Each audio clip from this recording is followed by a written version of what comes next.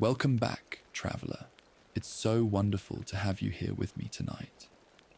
We're about to embark on a journey into darkness, exploring a world that might have been, a timeline where hope flickered and died on that fateful night in May of 1998. Tonight, we're diving deep into an alternate history of the wizarding world, one where the forces of darkness prevailed and Lord Voldemort emerged victorious from the Battle of Hogwarts. So settle in, let your mind drift into this shadowed realm, and let us explore together what might have unfolded if evil had triumphed over good.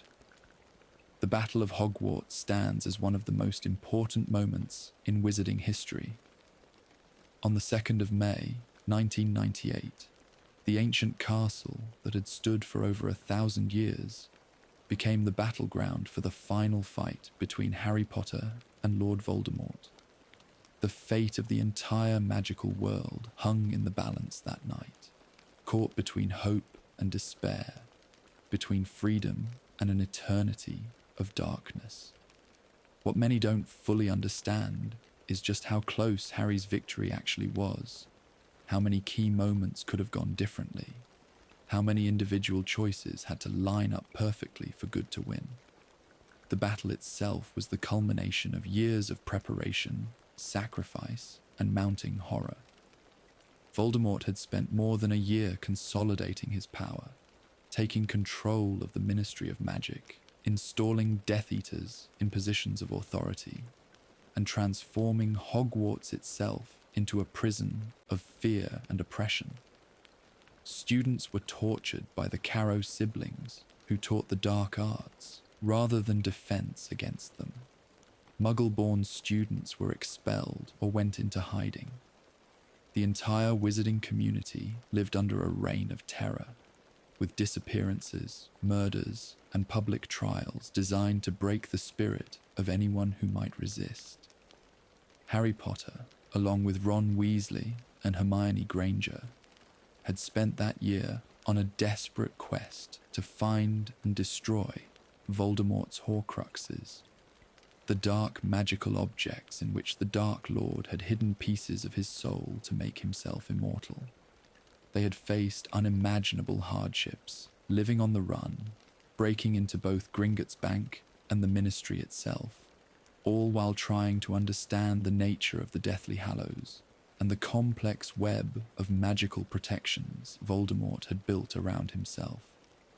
By the time they returned to Hogwarts on that fateful night, they had destroyed 4 of the 7 Horcruxes, but the remaining 3 still kept Voldemort tied to life. The battle began when Voldemort learned Harry had returned to Hogwarts. The Dark Lord gathered every Death Eater, every dark creature, every giant and werewolf that served him. The castle's defenders, led by Professor McGonagall, put up powerful magical protections, brought the statues and suits of armor to life, and prepared for what they knew would be a fight for survival itself.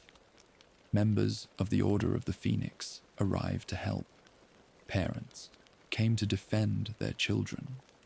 Even the house elves came out from the kitchens to fight. The centaurs at first stayed back in their forest, keeping their traditional distance from wizard affairs, though they would later join the battle at a key moment. The fighting was brutal and devastating. Spells illuminated the darkness like terrible fireworks. Walls crumbled under the onslaught. Fires burned throughout the castle. Students who had trained in Dumbledore's army fought alongside professors who had spent decades teaching rather than battling. The casualties mounted on both sides. Fred Weasley was killed in an explosion while fighting alongside his brother Percy. Remus Lupin and Nymphadora Tonks fell in the chaos, leaving their infant son an orphan. Colin Creevey, who had snuck back to fight despite being underage, was found dead in the castle grounds. Lavender Brown was mauled by the werewolf Fenrir Greyback. 50 brave souls would ultimately give their lives that night, each death a tragedy. each sacrifice a testament to their courage. But beyond the immediate violence of the battle, there were specific moments, specific decisions that decided how it would end. 4 key elements had to line up for Harry to win. First, after viewing Severus Snape's memories and learning he himself was the final Horcrux, Harry had to willingly walk to his death in the Forbidden Forest, allowing Voldemort to strike him down with the killing curse. This act of self-sacrifice echoed his mother's protection and created the magical conditions needed for what came next. Second, when Voldemort's curse sent Harry into a space between life and death, where he met Dumbledore in a place that looked like King's Cross Station, Harry was given a choice. He could move on to death, or he could return to life. The curse had destroyed only the piece of Voldemort's soul within him, not Harry's own soul. Here, Dumbledore explained to Harry why he had survived. Years earlier, when Voldemort had returned to power, he had used Harry's blood in the ritual to rebuild his body. By taking Harry's blood, which carried his mother's protection, Voldemort had unknowingly tied Harry to life. As long as Voldemort lived, Harry could not truly die. This ancient magic, combined with Harry's willing sacrifice, gave him the chance to return. But this choice, this moment of deciding to go back, took great courage. Harry chose to return, to face what he believed would be his final death, because he understood that someone needed to stop Voldemort, and he was the only one who could do it. Third, and perhaps most unexpectedly, was the moment when Narcissa Malfoy, sent by Voldemort to verify Harry's death, recognized that the boy still lived. Kneeling beside Harry's seemingly lifeless body, she whispered a single question, asking if her son Draco was alive in the castle. When Harry confirmed that Draco lived, Narcissa made a choice that would change everything. Rising to her feet, she lied to the Dark Lord himself, declaring that Harry Potter was dead. Her maternal love for her son trumped her fear of Voldemort, her loyalty to the Death Eater cause, even her concern for her own survival. This lie gave Harry the element of surprise he would desperately need. Fourth was the matter of the Elder Wand, the most powerful wand in existence, one of the 3 Deathly Hallows. This is important because wands, especially the Elder Wand, are deeply connected to matters of conquest and defeat. They respond to strength and victory. Voldemort had stolen the wand from Dumbledore's tomb, believing it would make him unbeatable. But he misunderstood how wand loyalty works. The wand's loyalty had moved to Draco Malfoy when he disarmed Dumbledore on top of the astronomy tower, even though Severus Snape struck the killing blow moments later.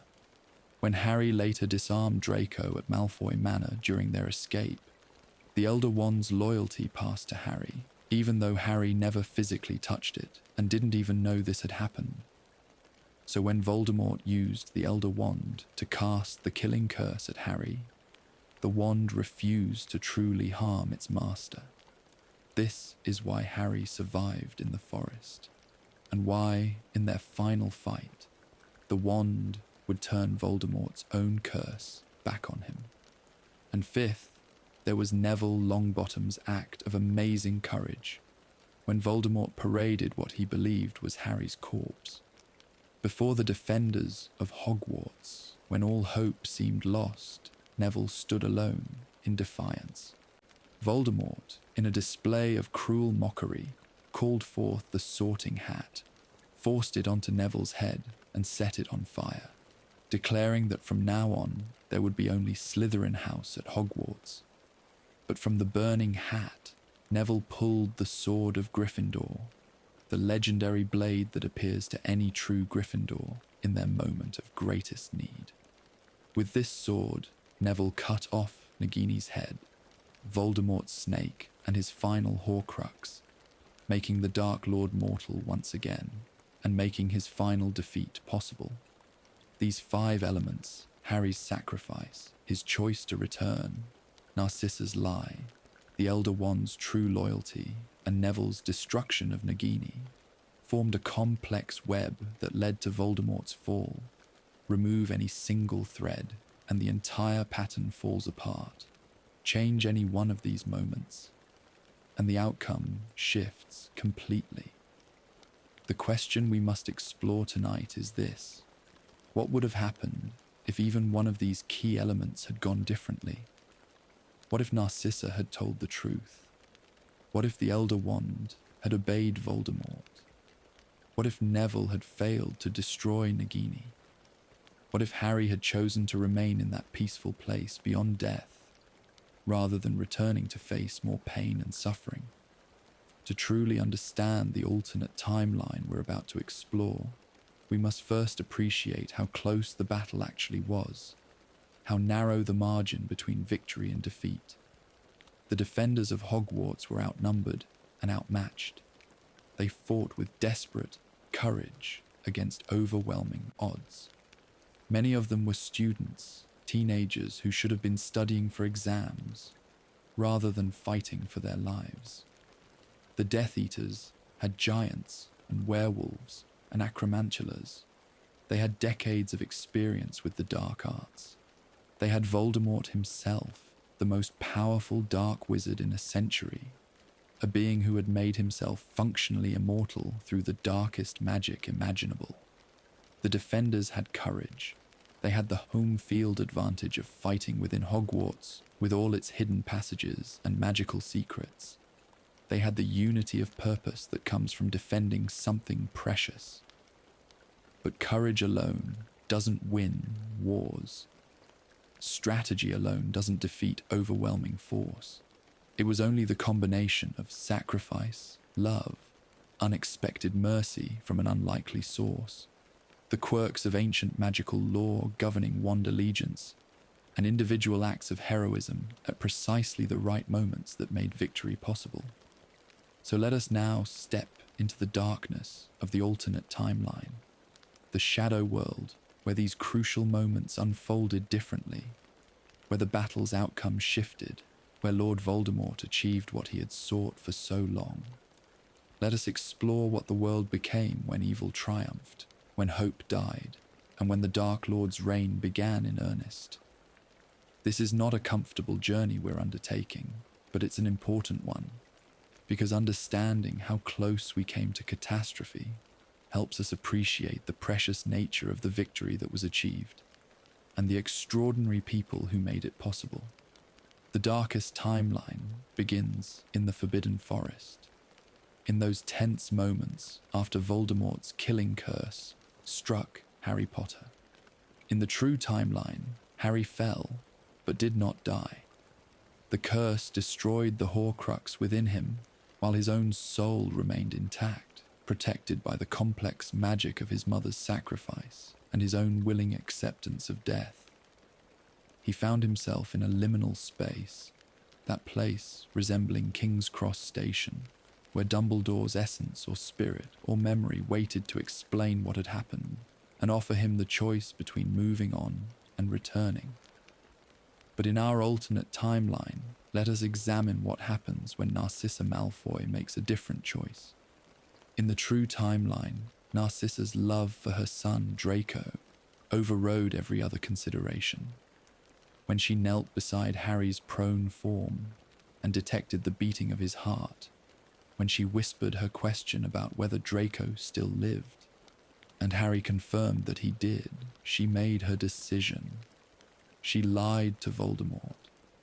She told the Dark Lord that Harry Potter was dead, giving Harry precious time to recover, to understand his situation, to prepare for what would come next.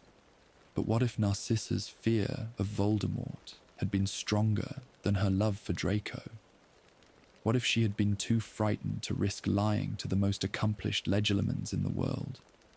What if she had simply been unable to overcome her years of training in pure blood loyalty and Death Eater ideology?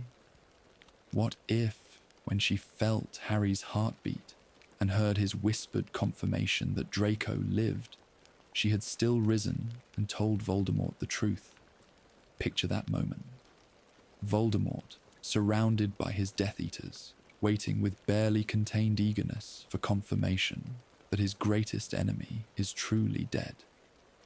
Narcissa rises from beside Harry's body. In the true timeline, she says simply, "He is dead." But in this alternate timeline, her voice trembles slightly as she says instead, "My lord, he lives. The boy still breathes." The reaction would have been instantaneous. Voldemort's red eyes would widen, then narrow with fury and perhaps a flicker of fear. He had felt the power of his curse, had seen Harry fall, had been certain of his victory. That the boy still lived would mean something had gone wrong with the magic, that some protection still shielded Harry Potter, that the prophecy still held power. And Voldemort's response to fear was always violence, always overwhelming force, always the immediate elimination of any threat. He would stride forward, Death Eaters parting before him, and stand over Harry's still form. Perhaps he would kick the boy, testing for movement. Perhaps he would simply aim his wand, the Elder Wand he believed made him invincible, directly at Harry's heart. And this time, he would not use Avada Kedavra immediately. No, Voldemort had learned caution, if not wisdom. He would use other spells first, binding spells to ensure Harry could not move. Perhaps a Cruciatus curse, watching to see if pain would rouse the boy. And when he was certain Harry was beginning to wake, when he saw the eyes flutter open, when he saw confusion give way to understanding, then he would speak. "You thought you could deceive me, Potter," he would hiss, that high, cold voice carrying to every Death Eater. To Hagrid forced to stand and watch. To Narcissa now trembling with the realization of what her honesty had cost. "You thought your mother's protection would save you once again. But I am beyond such magic now. I have transcended the petty sentimentality that weakens lesser wizards. You came to die, Harry Potter, and die you shall.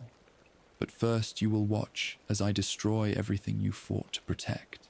And then, methodically and deliberately, Voldemort would have killed him, not with a single curse, but with multiple spells, layering death upon death to ensure that no magical protection could intervene, that no ancient magic could save the boy who lived. The Elder Wand would channel curse after curse.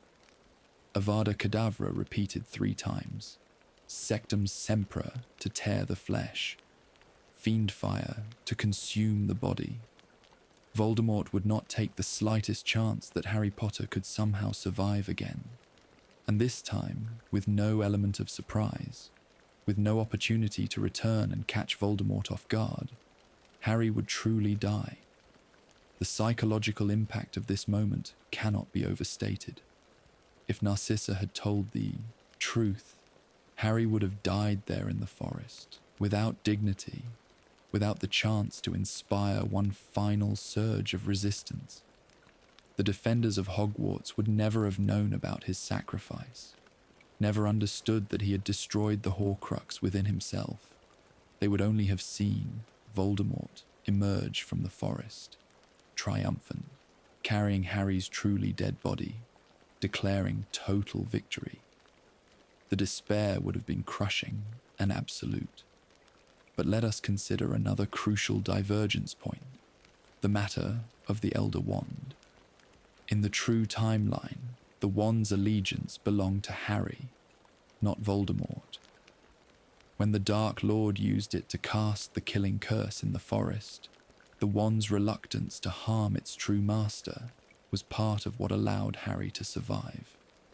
And in the final confrontation in the Great Hall, when Voldemort and Harry's spells met, the Elder Wand refused to kill its master and turned Voldemort's curse back upon him. But what if this hadn't been the case? What if Voldemort had truly become the Elder Wand's master? There were several ways this might have happened. Perhaps if Voldemort had understood that Draco, not Snape, had disarmed Dumbledore, he might have captured Draco and defeated him properly, transferring the wand's allegiance. Or perhaps if Harry had never disarmed Draco at Malfoy Manor, the allegiance would have remained with Draco, and Voldemort might eventually have discovered this and claimed it correctly. Or, in a more fundamental shift, perhaps the rules of wand allegiance might have worked differently, and Voldemort's murder of Snape might have been sufficient to claim the wand's power, or his theft of it from Dumbledore's tomb might have been enough. If the Elder Wand had truly served Voldemort with all its legendary power, the entire dynamic of the battle would have changed. The wand was said to be unbeatable in a duel, to channel magic more powerfully than any other wand ever made. With its full power at his command, Voldemort would have been effectively unstoppable. His spells would have torn through magical shields like parchment. His killing curses would have been impossible to block or deflect. Any opponent who faced him would have fallen instantly. In this scenario, Harry's sacrifice in the forest might still have destroyed the Horcrux within him, and he might still have had the chance to return. But when he revealed himself as alive in the final confrontation, when he faced Voldemort before the assembled witnesses, the outcome would have been very different. Harry's spell, Expelliarmus, the simple, disarming charm, would have met Voldemort's killing curse. And instead of the complicated priori incantatem effect, instead of the wand refusing its master and the curse rebounding, the green light of Avada Kedavra would have simply overwhelmed Harry's defensive magic and struck him down. Picture that moment in the Great Hall. The survivors of the night's fighting gathered, exhausted and wounded. Harry revealing himself alive, stepping forward to face Voldemort one final time. Hope surging through the defenders as they see their champion still stands. Harry speaking his defiant words, explaining about the wand's true allegiance, offering Voldemort one last chance at remorse. And then the curses flying, the two spells meeting in the space between them. And instead of Voldemort's destruction, instead of the Dark Lord falling dead with his own curse rebounding, the green light simply continuing forward, unstoppable, and Harry Potter crumpling to the ground, killed for real this time. His sacrifice rendered meaningless, his courage futile against the raw power of the Elder Wand fully unleashed. The third critical element was Neville's destruction of Nagini. This was absolutely essential to Voldemort's defeat, because as long as even one Horcrux remained, the Dark Lord could not truly die. Nagini was special among the Horcruxes because she was alive, because she was Voldemort's companion and servant, because she was protected not just by magic, but by Voldemort's own presence and power. Destroying her required someone to get close enough, to possess a weapon capable of destroying Horcruxes, and to strike at precisely the right moment when Voldemort was distracted. In the true timeline, this happened because of a perfect storm of circumstances. Harry had been carried back to the castle by Hagrid, seemingly dead. Voldemort had proclaimed victory and demanded surrender. Neville, beaten and bloody from his resistance during the year, had refused. "I'll join you when hell freezes over," he declared, showing the courage that had grown within him over his 7 years at Hogwarts. Voldemort, in response, had summoned the Sorting Hat, placed it on Neville's head and set it aflame, a cruel mockery meant to break the spirits of the remaining defenders. But the Sorting Hat held within it a magical passage to the Sword of Gryffindor. The sword, goblin-made and enhanced by its role in killing the basilisk in the Chamber of Secrets years earlier, had absorbed the basilisk's venom and become one of the few weapons capable of destroying Horcruxes. When Neville needed it most, when he stood defiant before Voldemort with the burning hat upon his head, the sword appeared in his hands. And in that moment of chaos, when battle resumed and Harry revealed himself alive, Neville found his opening and beheaded Nagini with a single stroke. But what if this hadn't happened? What if Voldemort had killed Neville immediately rather than toying with him? What if the sorting hat had been destroyed earlier in the battle, making it impossible for the sword to appear? What if Neville had been overcome by Death Eaters before he could strike at the snake? What if Nagini had been elsewhere, hidden away in some secure location, rather than at Voldemort's side during the confrontation? In any of these scenarios, even if everything else had gone according to the true timeline, even if Harry had sacrificed himself and returned, even if Narcissa had lied, even if the Elder Wand had refused to harm Harry, Voldemort would have remained functionally immortal. Oh, Harry might have defeated him in their duel, might have disarmed him, or even destroyed his body again. But as long as Nagini lived, as long as that fragment of Voldemort's soul remained bound within the snake, the Dark Lord could not truly die. He would return, perhaps weakened, perhaps requiring years to rebuild his strength, but he would return. The war would not end. Victory would be impossible. The fighting would continue, year after year, with Voldemort eventually rebuilding his forces and trying again. This scenario might actually be worse than immediate defeat, because it would mean generations of conflict, repeated wars, constant vigilance, and the slow erosion of hope as people realized that their enemy literally could not be killed. How do you maintain resistance against an immortal dictator? How do you keep fighting when you know that even if you win every battle, your enemy will simply come back in a decade or two, as strong as ever?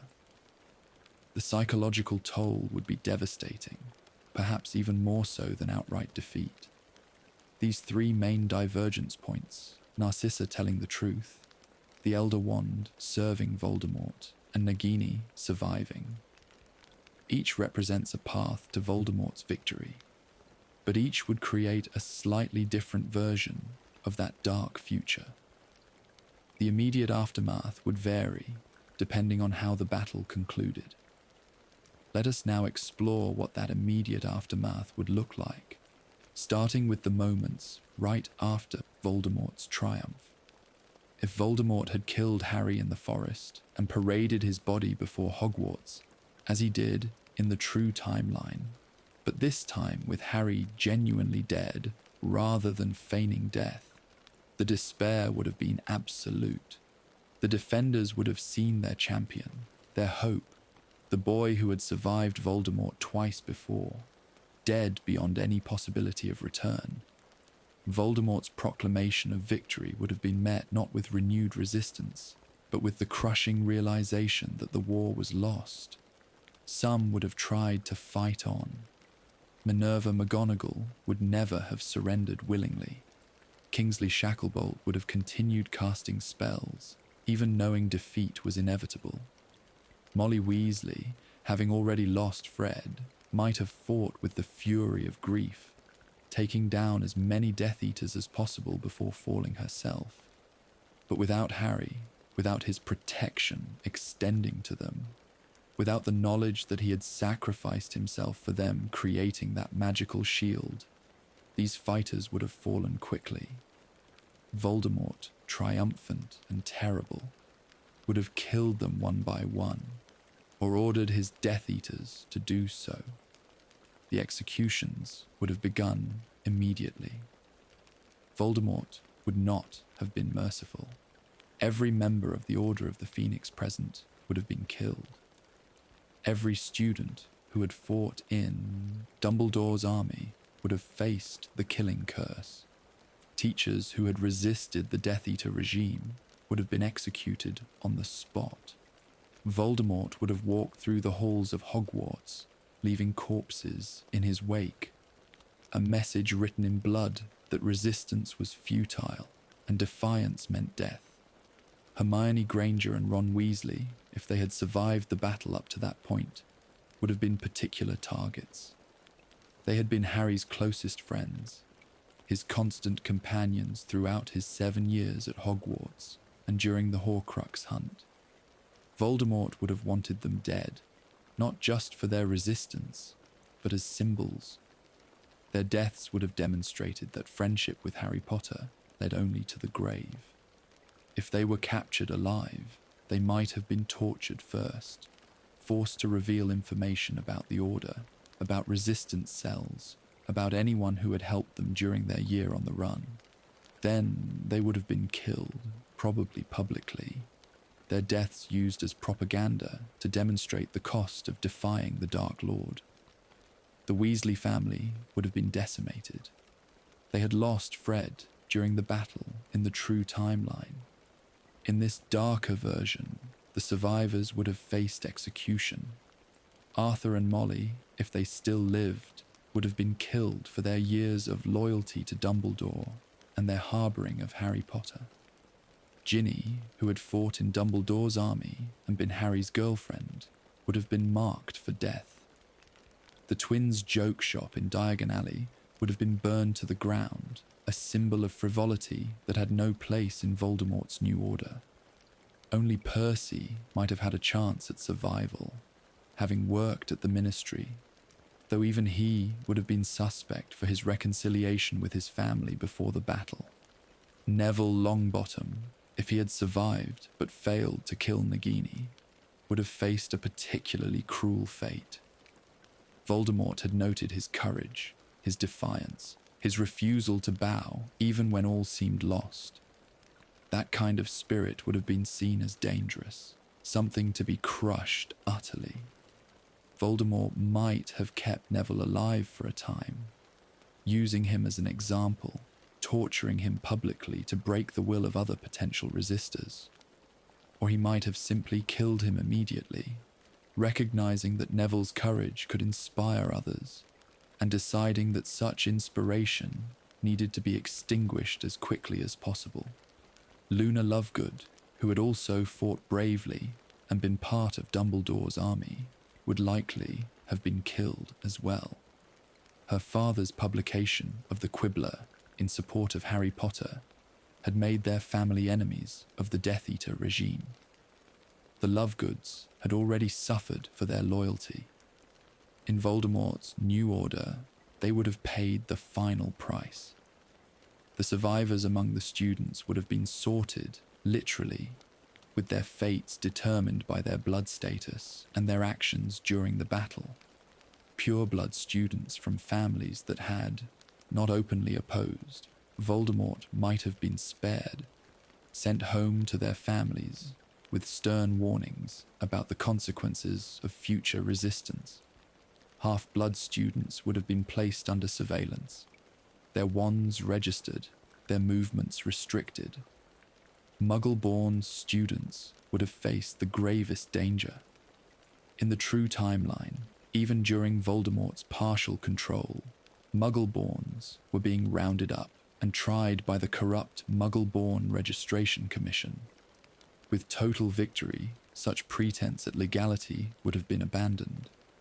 Muggle-born students present at Hogwarts that night would have been sent to Azkaban or killed outright. Hagrid, forced to carry Harry's body in the true timeline, would have faced a complex fate. He was a half-giant, belonging to a species generally despised by wizarding society, and often aligned with Voldemort through other giants. But Hagrid had been loyal to Dumbledore, had raised Harry, had been a member of the Order of the Phoenix. Voldemort might have killed him simply for being a blood traitor to his own kind, or he might have tried to use Hagrid's grief and brokenness as another propaganda tool, forcing him to publicly renounce his loyalty to Harry before executing him anyway. The centaurs who had eventually joined the battle would have retreated to the Forbidden Forest. But Voldemort would not have forgotten their intervention. He would have seen their participation as breaking the traditional separation between centaur and wizard affairs. Retribution would come, perhaps not immediately, but eventually. The forest would have been burned, the centaur herd scattered or destroyed, their independence ended forever. The house elves who emerged from the kitchens to fight, led by Creature in the true timeline, would have been treated as rebellious property.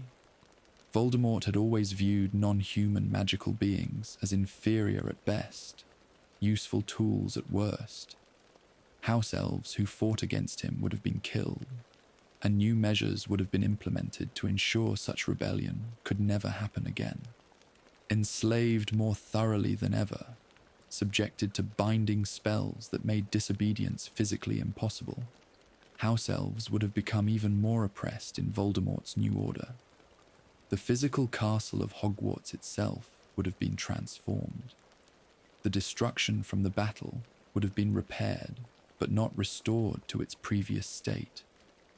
Instead, Voldemort would have remade it as a monument to his victory and a training ground for the next generation of Death Eaters. The Great Hall, where students had once feasted and celebrated, would have become a place of terror. The house system would have been restructured, with Slytherin elevated to supreme status and the other houses diminished or eliminated entirely, as Voldemort had threatened when he set the Sorting Hat aflame. The portraits of previous headmasters and headmistresses would have been destroyed or hidden. Dumbledore's portrait in the headmaster's office would have been torn down and burned, the magical essence trapped within it extinguished. The history of Hogwarts would have been rewritten, with any reference to Muggle-born excellence or half-blood achievement erased. The library would have been purged of books that promoted equality or discussed defensive magic in ways that could be turned against the regime. Classes would have changed dramatically. Defense against the dark arts would have become instruction in the dark arts themselves. Students would have been taught to cast the Cruciatus curse on prisoners, to perform the Imperious curse to control others, to kill without hesitation or remorse. Muggle studies would have been transformed into a subject teaching the inferiority of non-magical humans and strategies for controlling or eliminating them. History of magic would have been rewritten to glorify pure blood dominance and present Voldemort's rise as inevitable and righteous. The Ministry of Magic would have been completely restructured. The previous government, already compromised and controlled by Death Eaters in the months before the battle, would have been formally dissolved. Any remaining officials who had not been part of Voldemort's regime would have been removed, either through execution if they had opposed him, or through forced resignation and exile if they had simply tried to remain neutral. A new government would have been established, with Voldemort at its absolute head, not as Minister for Magic, but as something greater, perhaps taking the title of Supreme Lord or Eternal Ruler, emphasizing his immortality and unquestionable authority. The various departments of the ministry would have been reorganized around the central goal of establishing and maintaining pure blood supremacy. The Department of Magical Law Enforcement would have been expanded massively, becoming essentially a magical secret police force, tasked with rooting out any hint of resistance, monitoring citizens for signs of disloyalty, and enforcing the increasingly strict laws governing blood status and magical practice.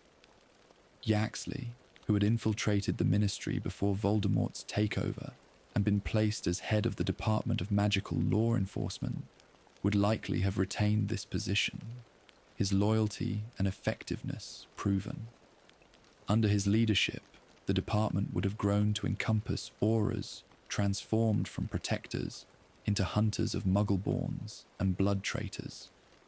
A vast network of informants and spies embedded in every workplace and neighborhood, and special task forces dedicated to hunting down specific targets, like former members of the Order of the Phoenix, or students who had been part of Dumbledore's army. The Department for the Control of Magical Creatures would have been transformed into a tool of control against non-human magical beings. Centaurs, goblins, werewolves, who had not fought for Voldemort, and house elves would have all been placed under new, harsher rules designed to completely control them. The pretense of fairness would have been thrown away entirely. Instead, these beings would have been openly called inferior species, with laws limiting their movement, their right to own property, their ability to gather in groups, and their access to magical resources. The Muggle-born Registration Commission, which had worked as a tool of persecution even before Voldemort's complete victory, would have evolved into something far more sinister. Registration would have become the first step in a process of systematic removal. Muggle-borns who came forward to register, or who were found and captured, would have been sorted based on how useful they were. Those with rare magical abilities might have been enslaved, forced to use their magic serving pureblood masters. Those with common abilities would have been sent to Azkaban, where Dementors would have slowly drained them of happiness and hope, and eventually life itself. Some might have been used for magical experiments, their bodies and magic put through dark rituals, as Death Eaters tried to understand how magic could show up in those without magical family, hoping to find ways to prevent it or strip it away entirely. The Department of Mysteries would have become Voldemort's personal research center. The unspeakables who worked there would have been replaced with Death Eaters and dark wizards handpicked for their knowledge of secret and forbidden magic. The Time Room, the Death Chamber with its mysterious veil, the Brain Room, the Space Chamber, and especially the Love Room with its locked door would all have been studied intensely. Voldemort, despite having achieved victory and built up his power, would never have stopped seeking greater magical knowledge and power. The Department of Mysteries would have pursued research into immortality beyond even what Horcruxes provided, into mind control on a massive scale, into weapons capable of destroying entire populations, into ways of stripping magic from Muggle-borns permanently. The Department of International Magical Cooperation would have been repurposed entirely. Rather than fostering friendship and collaboration with other magical governments, it would have become an instrument of expansion and conquest. Voldemort's ambitions would not have stopped at the borders of Britain. With his power consolidated at home, with his immortality ensured by the surviving Horcrux, he would have turned his attention to bringing other magical communities under his control. The department would have been tasked with identifying potential allies in other countries, sowing discord among foreign magical governments, and preparing the groundwork for either diplomatic submission or military conquest. Azkaban prison would have expanded far beyond its previous capacity. The fortress in the North Sea, already a place of unspeakable horror, where Dementors drained prisoners of all hope and happiness, would have been transformed into a massive complex of despair. New wings would have been built using enslaved house elf labor, creating capacity for thousands more prisoners. The Dementors would have been given free rein, no longer restrained by any humanitarian concerns or regulations about cruel treatment. Indeed, the cruelty would have been the point. Azkaban would have served not just as a prison, but as a tool of terror, its very existence a warning to anyone who might consider resistance. The prison population would have swelled rapidly. Anyone who had fought at the Battle of Hogwarts and survived would have been sent there. Anyone who had sheltered Harry Potter during his years on the run would have joined them. anyone who had published articles in support of Dumbledore or against Voldemort, anyone who had refused to participate in the persecution of Muggle-borns, anyone who had spoken words of defiance or even doubt would have found themselves in those terrible cells. Entire families would have been imprisoned for the crimes of a single member. Collective punishment designed to make people think twice before helping anyone the regime deemed an enemy. But Azkaban would not have been the worst fate available. Voldemort had always been creative in his cruelty, and with total power, those creative impulses would have had free rein. Some prisoners would have been subjected to prolonged torture, used as subjects to train young Death Eaters in the use of the Cruciatus curse. Others would have been transformed through dark magic, transfigured into objects or animals, and kept as trophies or warnings. Still others would have been used in rituals, their life force and magic drained to fuel dark enchantments. The lucky ones, if luck can be called such in this context, would have simply been executed, their deaths quick, even if not merciful. Public executions would have become regular events in Wizarding Britain. In Diagon Alley, in Hogsmeade, in the squares of magical neighbourhoods throughout the country, platforms would have been erected where prisoners would be brought to die before assembled crowds.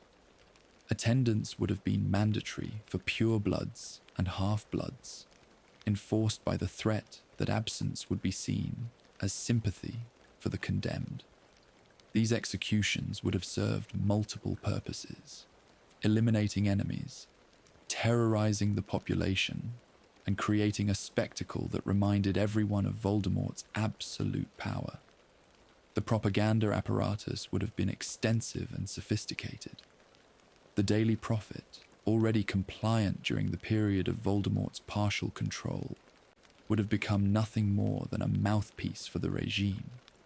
Its pages would have been filled with articles praising the Dark Lord's wisdom and power, with news of enemies captured and eliminated, with educational pieces explaining the scientific basis for pure-blood superiority and the dangers posed by Muggle-borns. Any journalist who tried to write truth would have been silenced permanently. The Prophet's offices would have been staffed entirely by Death Eaters and their sympathizers, with every article approved by ministry censors before publication. The Quibbler, Luna Lovegood's father's publication, which had supported Harry Potter and published truth when the Prophet would not, would have been shut down immediately. The printing press would have been destroyed, the offices burned, and any copies that still existed would have been gathered and destroyed. Xenophilius Lovegood, if he had survived, would have been imprisoned or killed as an example of what happened to those who spread what the regime deemed misinformation. New publications would have been created to spread Voldemort's message more effectively. Children's books teaching pure blood supremacy from the earliest age. Academic journals publishing fraudulent research claiming to prove the inferiority of Muggle-borns. Historical texts rewriting the past to present dark wizards as misunderstood heroes and defenders of equality as dangerous radicals. Every aspect of magical culture would have been saturated with propaganda, making it increasingly difficult for younger generations to even imagine a world different from the one Voldemort had created. The economic system would have been restructured around blood status. Pure-blood families would have been given preferential treatment in business, granted monopolies, given access to previously restricted magical resources. Half-bloods would have been allowed to work and own property, but with restrictions and heavy taxation that kept them perpetually subordinate. Muggle-borns would have been barred from owning businesses or property entirely, their possessions confiscated and distributed to loyal purebloods. Those few Muggle-borns who were allowed to live, either because they had useful skills or had proven their loyalty through betraying others, would have existed in a state of complete dependence on pureblood patrons, with no rights and no recourse if they were mistreated. Gringotts Bank would have been brought under direct ministry control. The goblins who had run it for centuries would have been forcibly removed from positions of authority. Some goblin bankers might have been retained in subordinate positions, their expertise needed to manage the complex vaults and security systems they had created, but they would have worked under constant Death Eater supervision. The gold and treasures stored in the vaults would have been subject to new laws, allowing the ministry to seize assets from anyone deemed an enemy of the state. The fortunes of Muggle-born families, of blood traitor families, of anyone who had opposed Voldemort would have been confiscated and redistributed. The Goblin Rebellion that this would inevitably have sparked would have been crushed with overwhelming force. Goblins had long memories and fierce pride. They would not have accepted this subjugation without resistance. But Voldemort would have been prepared for this. The goblins' previous rebellions had all ultimately failed against organized wizard opposition, and this time they would have faced not just wizards, but a regime willing to commit genocide to ensure compliance. The goblin population would have been decimated, their culture nearly destroyed, their very existence as a people threatened. Survivors would have been enslaved, their metalworking skills exploited while they themselves were treated as little better than animals. Diagon Alley, the magical shopping district in London, would have been transformed from a place of wonder and commerce into something darker. Shops owned by Muggle-borns or blood traitors would have been seized and given to pure-blood families. Flourish and Blots would have had its inventory purged of any books deemed unsuitable, its shelves restocked with propaganda and dark arts texts. Ollivander's wand shop, where generations of young witches and wizards had gotten their first wands, would have been taken over after the wand-maker's death or imprisonment. The business of matching wizards to wands might have been replaced with a system of assigned wands, with the best materials reserved for purebloods and inferior wands given to half-bloods, a physical manifestation of the hierarchy Voldemort sought to enforce. Nocturne Alley, already a place of dark dealings and forbidden items, would have flourished under the new regime. The shops there would have come into the open, no longer needing to hide their darkest wares. Items for dark rituals, books of forbidden curses, poisons and torture devices, all would have been openly bought and sold. Borgin and Burke's, where the young Tom Riddle had once worked, would have become a prestigious establishment, its owner honoured for his long association with dark magic. Hogsmeade, the all-magical village near Hogwarts, would have been garrisoned with Death Eaters. The Hogshead Inn, where Dumbledore's army had first met, would likely have been shut down, Aberforth Dumbledore arrested or killed for his role in helping students resist the Carrows regime at Hogwarts. The Three Broomsticks might have remained open, but under new management, converted into a gathering place for Death Eaters and their sympathizers. Zonko's joke shop would have been closed, frivolity and laughter having no place in Voldemort's grim new order. Honeydukes would have continued operation, as even dark wizards enjoyed sweets, but its products might have been restricted based on blood status, purebloods getting first choice, while others made do with leftovers. The Shrieking Shack, once the most haunted building in Britain, where Remus Lupin had hidden during his transformations as a student, would have gained new infamy as the place where Voldemort killed Severus Snape.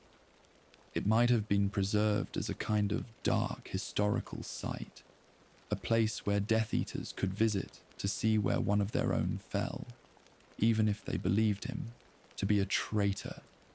Or it might have been destroyed entirely, Voldemort uncomfortable with any reminder of Snape and the complex role he had played. The Forbidden Forest would have been thoroughly pacified. The Acromantula colony that had fought for Voldemort would have been allowed to remain, perhaps even encouraged to grow, useful as they were for inspiring terror and eliminating enemies. But other creatures in the forest would have faced extermination or exile. The centaurs, as mentioned, would have been destroyed for their intervention in the battle. Unicorns would have been hunted, their blood and hair valuable for dark potions and rituals. The forest would have been patrolled regularly by Death Eaters, ensuring that no one could use it as a place of refuge or as a base for resistance activities. Wizarding culture would have undergone a systematic transformation. Quidditch, beloved by magical people across Britain, would have been restructured. Teams would have been required to exclude Muggle-born players entirely. Matches would have become opportunities for propaganda, with pre-game ceremonies honouring Voldemort and halftime shows celebrating Death Eater victories. The Quidditch World Cup, if Britain were allowed to continue participating, would have become a stage for demonstrating the supposed superiority of pure-blood wizards. Or perhaps international teams would have refused to play against British teams, leading to Britain's isolation from the sport entirely. Music would have been censored and controlled. Celestina Warbeck, the singing sorceress beloved by Molly Weasley and many others, would have had to alter her repertoire to avoid anything that could be construed as promoting equality or love between people of different blood statuses. The Weird Sisters, the popular wizard rock band, would have faced similar constraints. New music would have been commissioned celebrating Voldemort and the pure-blood cause. Martial anthems and propagandistic songs that children would have been forced to learn in school. Art and literature would have been similarly controlled. Any magical paintings that depicted Muggle-borns in positive lights, any sculptures honouring those who had fought against dark wizards, any books telling stories of friendship across blood status lines would have been destroyed. New art would have been created glorifying the new regime. Portraits of Voldemort hung in every public building. Statues erected in town squares. Literature produced that told stories of pure-blood heroes defeating evil Muggle-borns and their sympathizers. The very language of wizarding society would have been altered over time. Words like mudblood, once considered a slur even by most purebloods, would have become official terminology, used in government documents and taught to children as the proper way to refer to Muggle-borns. Terms like blood traitor would have been formalized, becoming legal categories with specific punishments attached. New vocabulary would have been created to describe the hierarchy Voldemort was establishing, with honorifics for purebloods and diminutives for half-bloods. A linguistic system that reinforced the power structure every time someone spoke. The treatment of magical creatures would have varied based on their perceived usefulness and loyalty. Dementors, already allied with Voldemort, would have been given unprecedented freedom. No longer confined to Azkaban, they would have been deployed throughout Britain, patrolling cities and towns, feeding on the happiness of anyone the regime deemed deserving of punishment. Their presence would have cast a permanent pall over magical Britain, a constant draining of joy and hope that made resistance feel impossible. Giants, whom Voldemort had recruited during the war, would have been rewarded with territory and permission to raid Muggle settlements. Their natural aggression and desire for violence would have been channeled into serving the regime's goals of terrorizing non-magical communities. However, giants would never have been truly trusted or treated as equals. They would have been tools, dangerous ones that might eventually need to be controlled or eliminated once their usefulness ended. Werewolves would have faced a complex situation.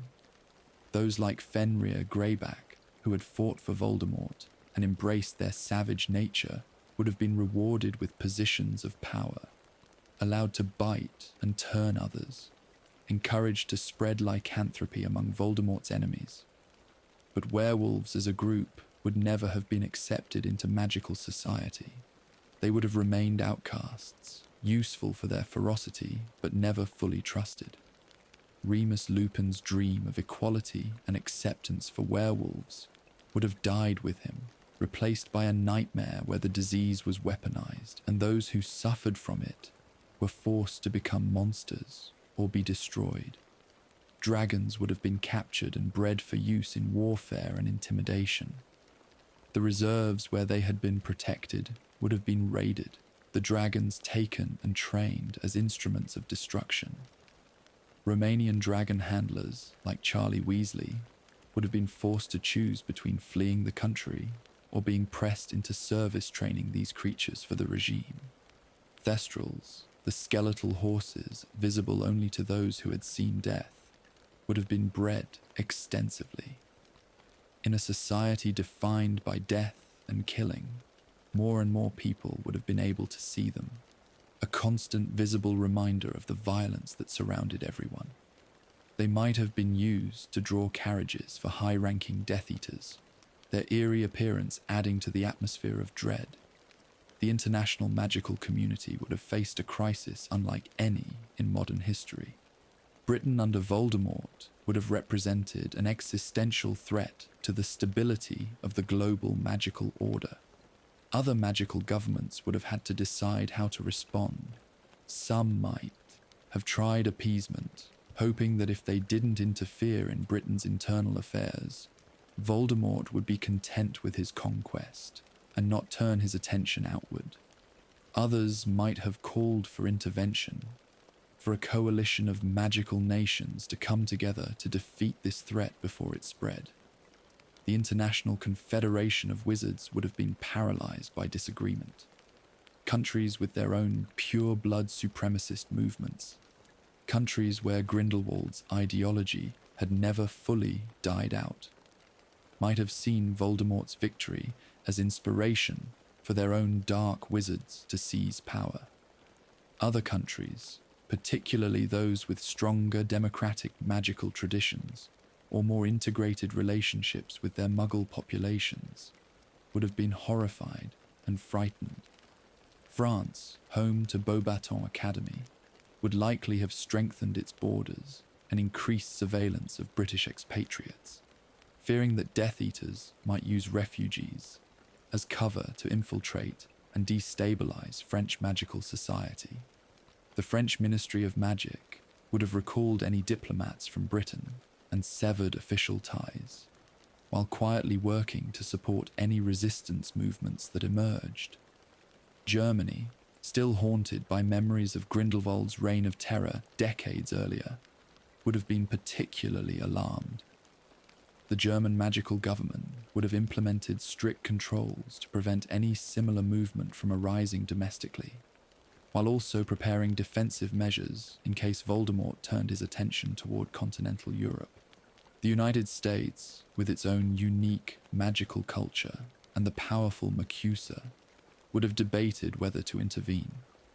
Some would have argued for isolation, pointing out that they had not involved themselves in Grindelwald's war until very late, and that British affairs were not American concerns.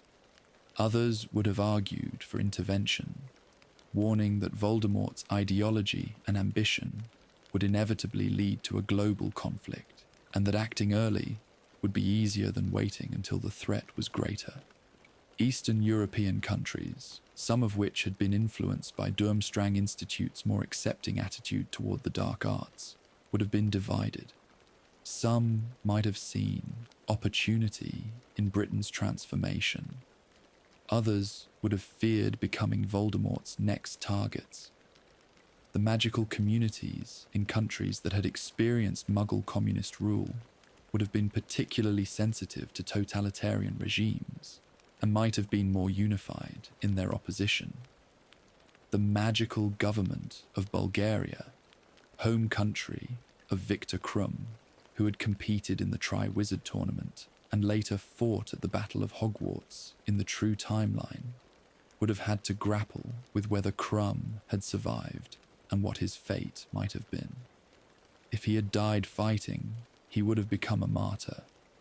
If he had survived and fled, he would have been a source of first-hand information about the horrors of Voldemort's regime.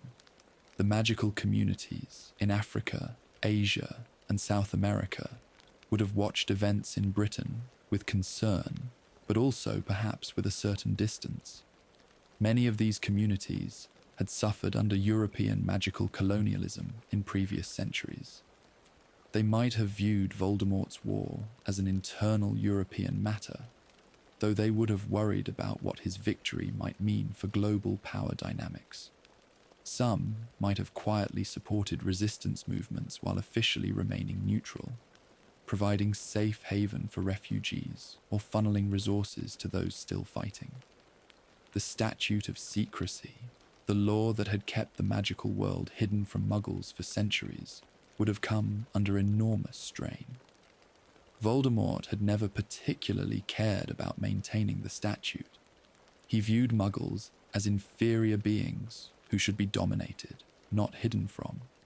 With his victory complete, he would have had no reason to continue the pretense of secrecy, at least not in Britain.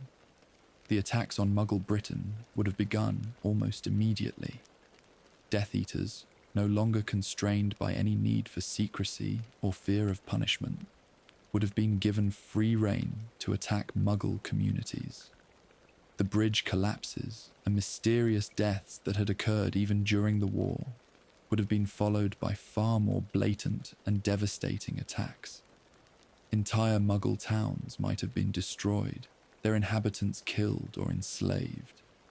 Major Muggle cities would have experienced magical terrorist attacks, explosions and fires and plagues that Muggle authorities would have been helpless to prevent or even understand.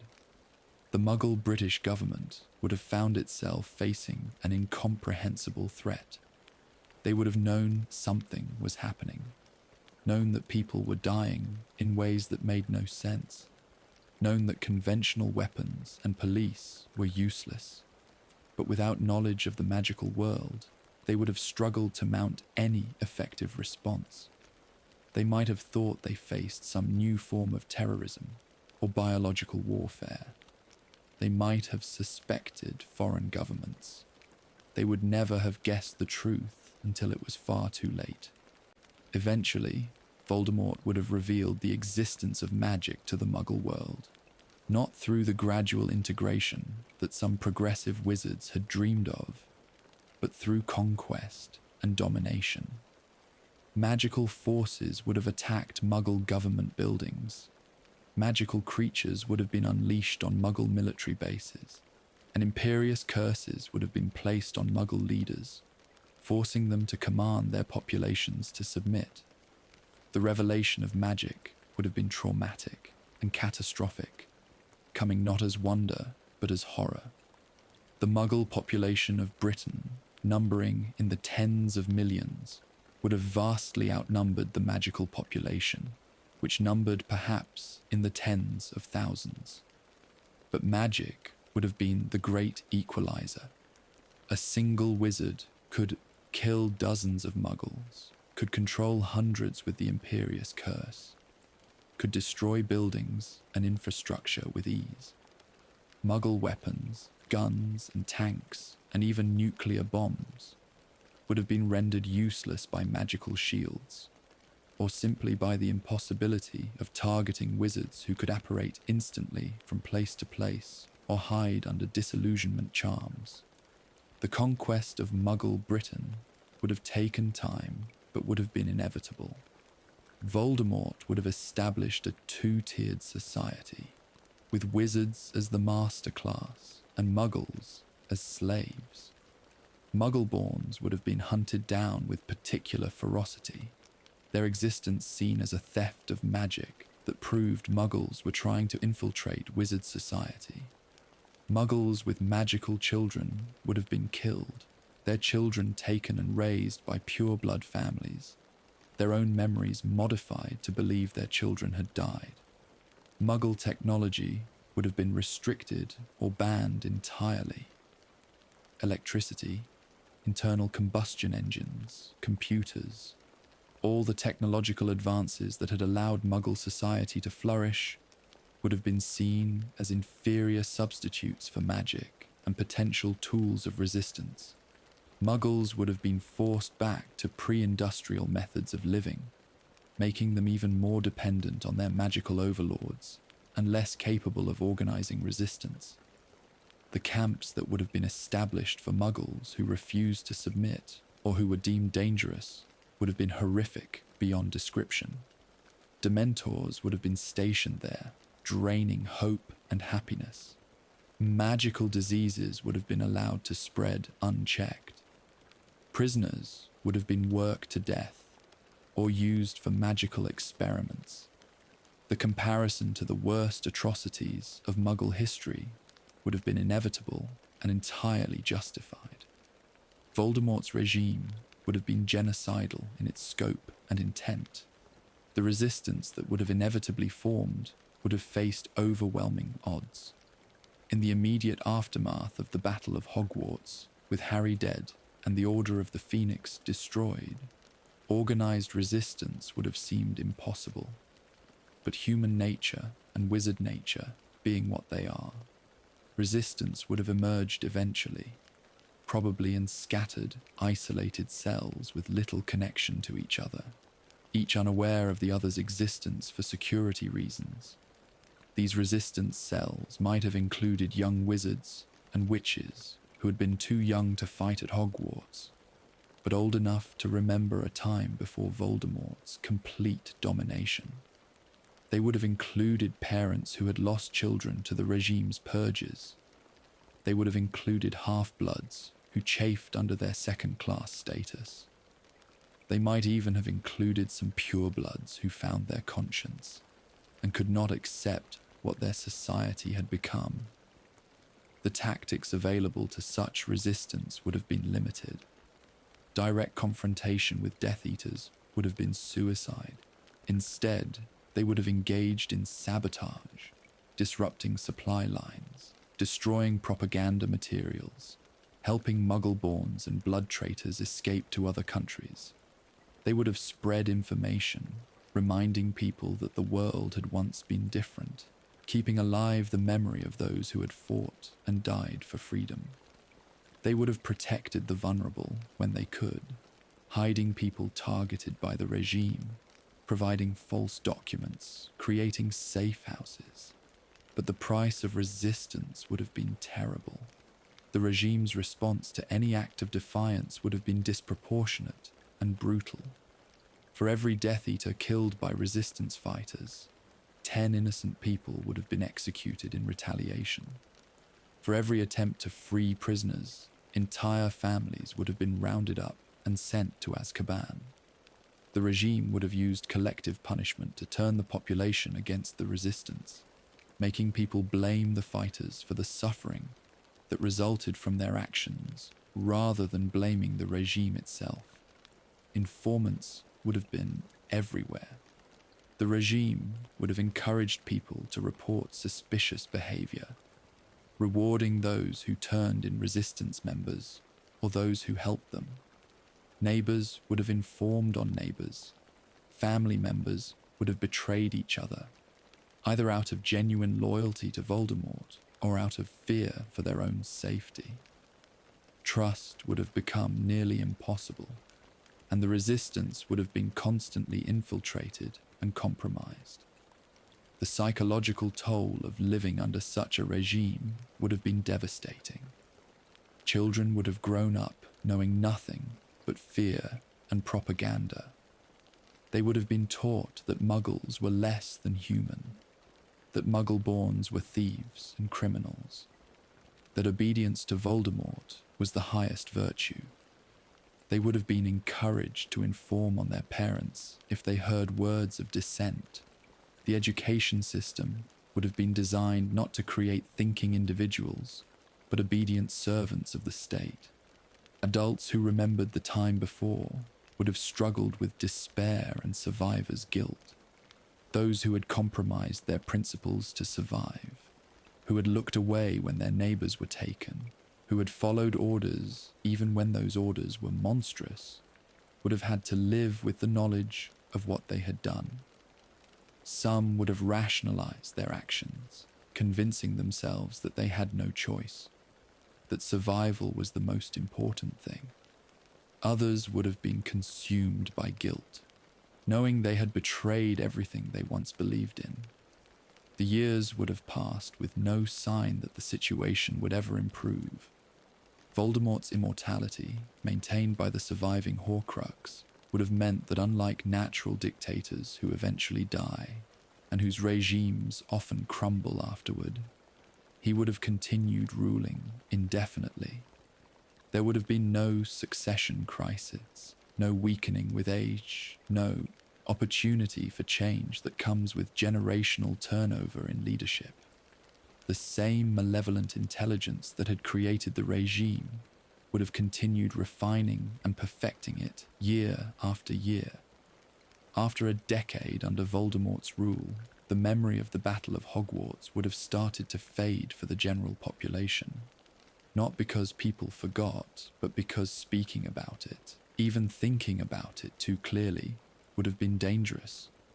The regime's legilimens could read minds, seeking out dangerous thoughts and memories. People would have learned to guard their thoughts, to push away memories of better times, to focus only on survival in the present. After 2 decades, a generation would have come of age that had never known anything but Voldemort's rule. These young wizards and witches would have been fully products of the new system, raised on propaganda, trained in the dark arts, taught to view cruelty as strength and mercy as weakness. Some might have found their way to resistance despite their upbringing, their innate sense of right and wrong refusing to be fully suppressed. But many would have been true believers, seeing the regime not as a perversion of wizarding society, but as its natural state. After 3 decades, the international situation would have evolved in unpredictable ways. Perhaps other countries would have successfully contained Britain, creating magical barriers that prevented Voldemort from expanding beyond the British Isles, essentially quarantining the horror and leaving Britain's population to their fate. Perhaps Voldemort would have successfully conquered neighbouring Ireland and moved on to France, beginning a new European magical war. Perhaps the strain of maintaining such intensive oppression would have created cracks in the regime, with Death Eaters beginning to turn on each other in power struggles. But the most likely scenario is that the regime would have simply continued, year after year, decade after decade, an eternal nightmare made possible by Voldemort's immortality and the destruction of everyone who had had the power and will to oppose him. The world that Hermione Granger had fought to make better, where house elves might be free and Muggle-borns treated equally, would have become an impossibility. Not even a distant dream, but something that simply didn't exist in the collective imagination. The work that Dumbledore had done for years, promoting tolerance and understanding, would have been completely undone. The fate of specific locations would have evolved over time. Godric's Hollow, the village where James and Lily Potter had died protecting Harry, would have been preserved as a dark monument. The cottage where Voldemort had first fallen would have been maintained as it was, damaged and broken, a reminder of what the Dark Lord presented as his first temporary setback before his inevitable victory. Tourists, if such a thing could be imagined in this dark world, would have been brought to see the place where the Potter family met their end. Number 12. Grimmauld place, the Black family home that had served as headquarters for the Order of the Phoenix would have been seized if the Fidelius charm could be broken, or simply abandoned and forgotten if it couldn't. The accumulated dark artifacts in the house would have been catalogued and either claimed by Death Eaters for their collections, or destroyed if they were deemed too dangerous even for the regime to keep. The burrow, the Weasley family home, would have been destroyed, burned to the ground as an example of what happened to blood traitors. The magical protections that Arthur and Molly had maintained for years would have been broken by overwhelming force. And the home where Harry had felt such warmth and welcome would have been reduced to rubble and ash. Shell Cottage, where Bill and Fleur had lived, and where Harry, Ron, and Hermione had stayed during their Horcrux hunt, would likely have met a similar fate. The Weasleys and their allies would have had all their properties seized or destroyed, their very existence as a family erased as thoroughly as possible. Malfoy Manor, in contrast, would have been restored and elevated.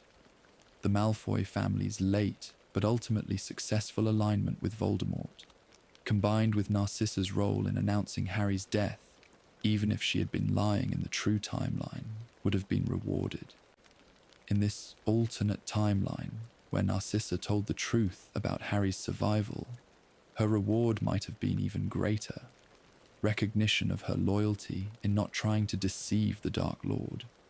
The manor would have become a showplace for the regime, hosting gatherings of the elite Death Eaters, a place where the powerful could plot and plan the continuing subjugation of magical and Muggle Britain. The question that haunts this entire dark timeline is whether Voldemort's victory could ever have been undone. Could the resistance, battered and broken as it would have been, ever have found a way to defeat an immortal dictator who had eliminated everyone with the knowledge and power to destroy his Horcruxes? The answer depends on several factors, each fraught with difficulty and unlikely circumstances. First, someone would have needed to learn about the Horcruxes. In the true timeline, Dumbledore had spent years researching Horcruxes and Tom Riddle's past, piecing together where the Horcruxes might be hidden and what they might be. He had shared this knowledge with Harry, who continued the hunt with Ron and Hermione. With Dumbledore dead and Harry killed, that knowledge would have been lost unless it had been shared with others we don't know about. Perhaps Dumbledore's portrait in the headmaster's office retained some of this knowledge, but the portrait would have been destroyed by the regime. Perhaps Dumbledore had left written notes, hidden away somewhere, that might eventually be found. But this would require an extraordinarily lucky discovery. Second, even if someone learned about the Horcruxes, they would need to locate Nagini, the only remaining one. Voldemort would have kept the snake close, protecting her with every defense he could devise. Finding opportunities to get near her would have been nearly impossible. The snake never strayed far from Voldemort's side, was surrounded by Death Eaters at all times, and would have been protected by the most powerful defensive magic available. Third, destroying a Horcrux required specific tools. Basilisk venom, fiend fire, or the Sword of Gryffindor were the known methods. The basilisk in the Chamber of Secrets had been dead for years, though perhaps its fangs might still have retained venom. Fiendfire was incredibly dangerous, as likely to kill the caster as to destroy the target. The Sword of Gryffindor had been with Neville or nearby during the battle, but its location afterward would have been unknown. Perhaps it had been taken by the regime and locked away. Perhaps it had been hidden by survivors. Perhaps it simply disappeared, waiting for another true Gryffindor to need it. Fourth, even if all these obstacles were somehow overcome, and Nagini destroyed, making Voldemort mortal, someone would still need to actually kill him. Voldemort was arguably the most powerful wizard alive, even without his Horcruxes.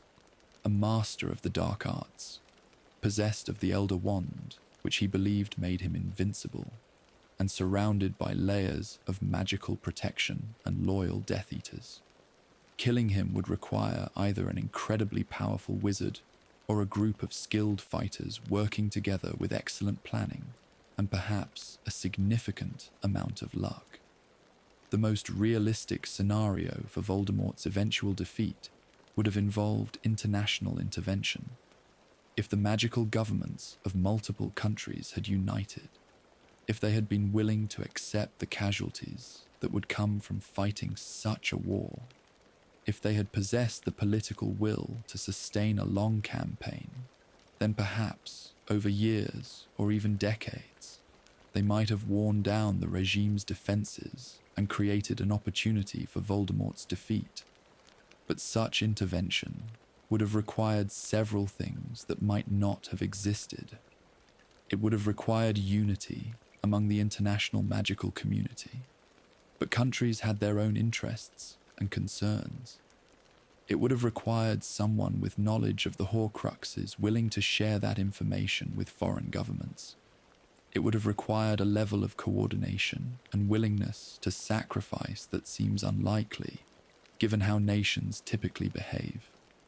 And perhaps most importantly, it would have required defeating an opponent who had proven he could destroy the most powerful magical place in Britain and everyone who had stood against him. The alternative to international help would have been internal collapse. All dictatorships eventually face challenges from within, problems in their own logic, power struggles among those at the top, economic failures, or simply the slow wearing away of the fear that keeps people obedient. But Voldemort's immortality would have made such internal collapse far less likely than with normal dictatorships. He would never have grown old and weak. He would never have faced succession struggles, because he intended never to be succeeded. He would have had centuries to learn from mistakes and improve his control. The Death Eaters themselves might have eventually turned on each other. Bellatrix Lestrange, Lucius Malfoy, Antonin Dolohov, and the other Inner Circle members all had their own ambitions and hatreds. Without the unifying goal of defeating Harry Potter and conquering Britain, without the external threat that had kept them working together, they might have begun competing for Voldemort's favor more destructively, undermining each other, perhaps even attempting to eliminate rivals. But Voldemort was skilled at playing his followers against each other, using their rivalries to ensure none ever became powerful enough to threaten him. Any Death Eater who became too ambitious or too popular with others would have been eliminated before they could become a genuine threat. The economic survival of Voldemort's regime would have been questionable in the long term. An economy built on slavery and taking rather than production and trade tends to struggle once the initial stolen wealth is used up. Purebloods living off the taken wealth of Muggle-borns and blood traitors would eventually use up those resources. Trade with other magical countries would have been minimal, given Britain's outcast status. Innovation would have been held back in a society that valued obedience over creativity and independent thought. But magical economics operated differently from Muggle economics in some ways. Wizards could conjure food if they knew where it would be, or could transform one thing into another, reducing some resource pressures. The enslavement of house elves, muggles, and magical creatures would have provided labor without wages, and Voldemort himself would not have cared if the general population lived in poverty as long as they remained obedient and his own power remained absolute. Economic collapse would have meant suffering for the population, but not necessarily the end of the regime. Perhaps the most hopeful scenario for freedom would have been if Voldemort had made a big mistake, if his arrogance and belief in his own superiority had led him to do something that created a weakness. In the true timeline, his decision to make 7 Horcruxes rather than 1 his choice of meaningful objects rather than random pebbles, his need to use his kills to create them rather than any death. All of these were choices driven by pride that made the Horcruxes findable and destroyable. Perhaps in this timeline, similar character flaws might have eventually created an opening, but the brutal truth is that in this darkest of timelines, freedom might simply never have come. Voldemort might have ruled for centuries. His immortality kept going by the Horcrux, his power growing rather than fading with age, his understanding of magic deepening year by year. Generation after generation would have lived and died under his rule, the memory of freedom becoming first distant, then mythical, then forgotten entirely. The world would have been locked into a permanent dark age, a rule without end. The impact on magical knowledge and progress would have been deep and tragic. In free societies, magical innovation came from diverse perspectives and from the ability to question established wisdom. Hermione Granger, Muggle-born and brilliant, had contributed insights that pure-blood wizards hadn't considered. Luna Lovegood's unconventional thinking had led to breakthroughs. The bringing together of different approaches to magic, from house elf magic to goblin magic to wizard magic, had potential for advancing magical understanding.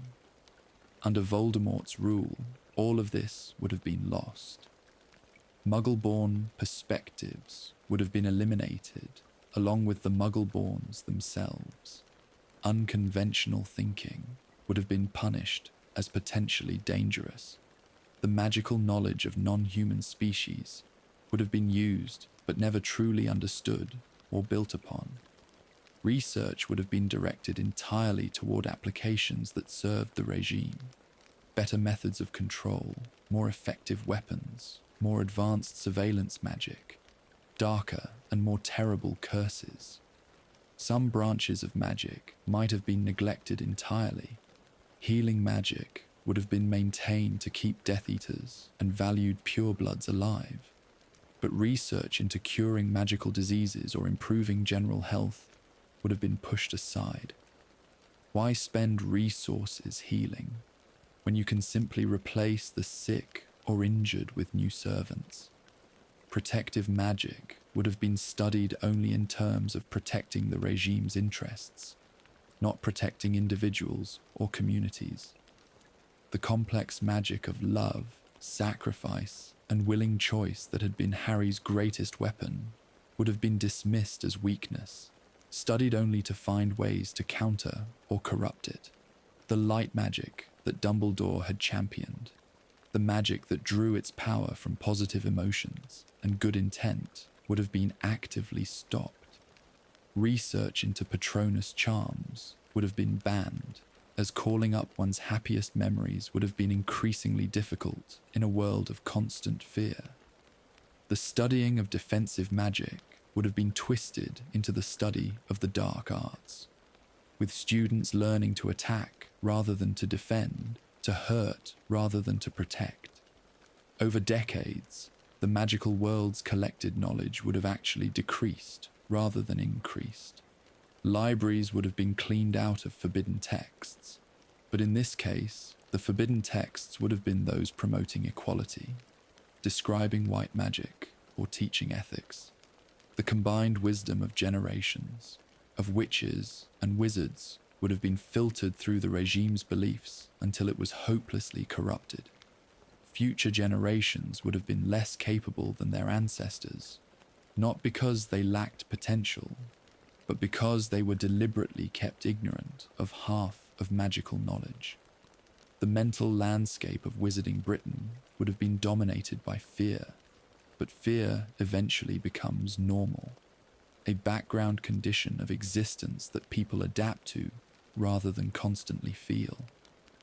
In its place would have grown a kind of numb acceptance, a learned helplessness where people no longer even imagined that life could be different. This mental adaptation would have been both a survival mechanism and a tragedy. allowing people to function day to day, but robbing them of the ability to hope or dream of freedom. Children born into this system would have experienced it as normal. They would have learned from earliest childhood that purebloods were superior, that cruelty was strength, that obedience was survival. Some would have taken in these lessons completely, becoming enthusiastic supporters of the regime. Others would have felt a vague sense that something was wrong, but lacked the language or framework to understand what or why. The bravest might have questioned quietly, but they would have been in extreme danger if they voiced those questions. Family life would have been poisoned by the constant fear and suspicion. Parents would have been afraid to speak freely in front of their children, knowing that children might innocently repeat what they heard, or, worse, be encouraged to inform on their parents. Couples would have struggled to maintain closeness and trust when the regime encouraged everyone to spy on everyone else. Friendships would have been shallow and guarded, formed more out of mutual benefit than genuine affection, because true friendship requires trust, and trust was a luxury few could afford. The few remaining symbols of resistance would have taken on enormous meaning. Perhaps someone would have continued to secretly brew polyjuice potion, not for any practical purpose, but simply as an act of magical defiance, brewing something complex and difficult that the regime discouraged private citizens from possessing. Perhaps someone would have hidden away a copy of the Quibbler from before the takeover, keeping those words of truth, even though reading them would mean death if discovered. Perhaps someone would have kept a portrait of Dumbledore, hidden in a basement or attic, asking it questions and keeping alive the memory of a different kind of leadership. These small acts of remembrance and resistance would have served no practical purpose in the short term. They would not have weakened the regime or brought freedom any closer, but they would have been essential for maintaining the humanity and dignity of those who performed them, reminding themselves that they were not merely subjects or slaves, but people with consciences and memories and the capacity to judge the world they lived in and find it wanting. We have walked through the darkness of what might have been, explored the nightmare timeline where Voldemort's victory cast an eternal shadow over the wizarding world. We have seen the horror of totalitarian rule, the persecution of Muggle-borns, the transformation of Hogwarts into a place of fear rather than wonder. We have understood, in ways we could not have without this exploration, what was truly at stake in that battle on the 2nd of May, 1998. But this dark timeline did not come to pass.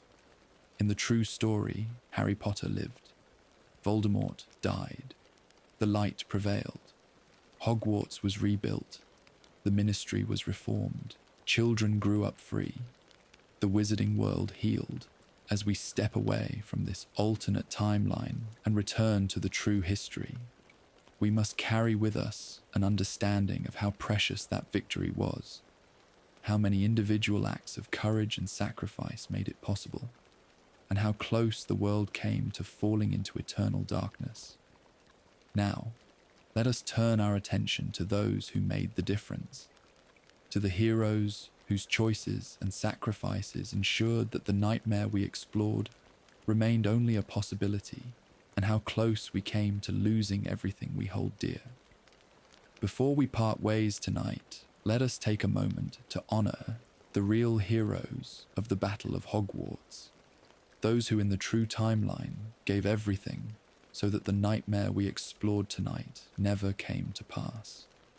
We remember Fred Weasley, whose laughter and mischief brought light to dark times, who died fighting alongside his brother, whose loss left a hole in his family that could never be filled, but whose memory inspired them to keep fighting.